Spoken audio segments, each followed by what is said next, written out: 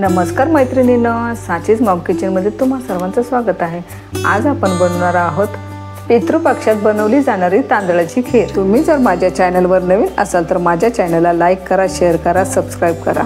चला तर मग जास्त वेळ न घालवता रेसिपीला सुरुवात करूया। साहित्य पाहूया।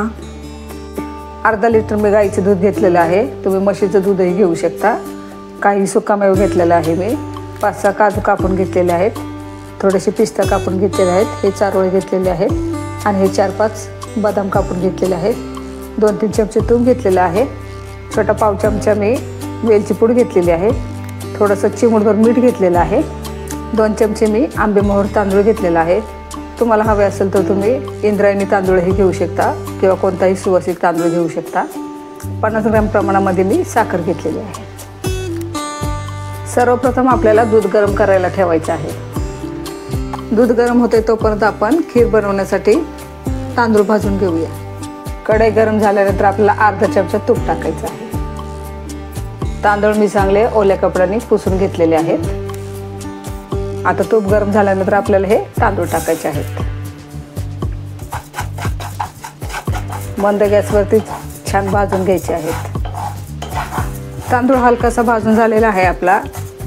तांदूळही छान फुललेला आहे, तुम्ही पाहू शकताय। आता आपल्याला ते काढून घ्यायचे आहे। जर का तुम्हाला 1 लिटरच्या प्रमाणामध्ये खीर करायची असेल तर 4 ते 5 चमचे तांदळाचे घ्यायचे आहेत। छान सुगंधही दरवळत आहे। आता हे आपल्याला काढून घ्यायचे आहे। दूधही आपलं गरम झालेलं आहे।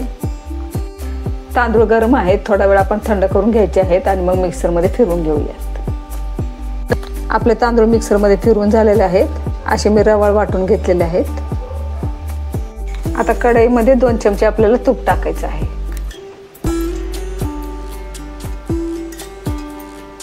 आता आपल्याला घेतलेला सुकामेवा टाकायचा आहे। तुमच्याकडे मनुके असतील तर तेही तुम्ही ॲड करू शकता। काही सेकंदांसाठीच आपल्याला हे परतून घ्यायचे आहेत। ड्रायफ्रूट्सही छान भाजून झालेले आहेत आपले। छान हलकाचा सुगंधही येत आहे। आता मी गरम दूध टाकायचं आहे आपल्याला।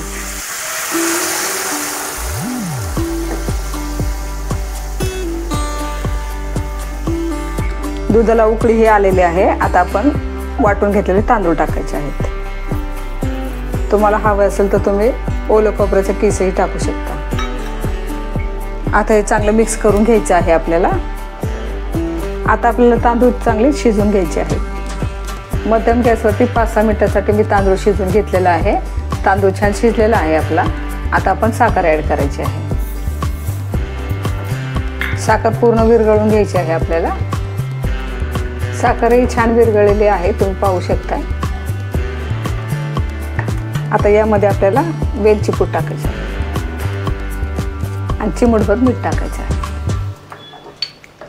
याला एक छान उकळी येऊ द्यायची आहे आणि नंतरच मग आपण गॅस बंद करायचा आहे। आपली खीर तयार झालेली आहे। आता मी गॅस बंद केलेला आहे।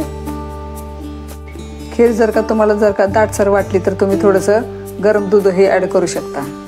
अशाच नवनवीन रेसिपी पाहण्यासाठी माझ्या चॅनलला लाईक करा, शेअर करा, सबस्क्राईब करा। पुन्हा भेटूया एका नवीन रेसिपी सोबत। तोपर्यंत पौष्टिक खा आणि मस्त रहा। धन्यवाद।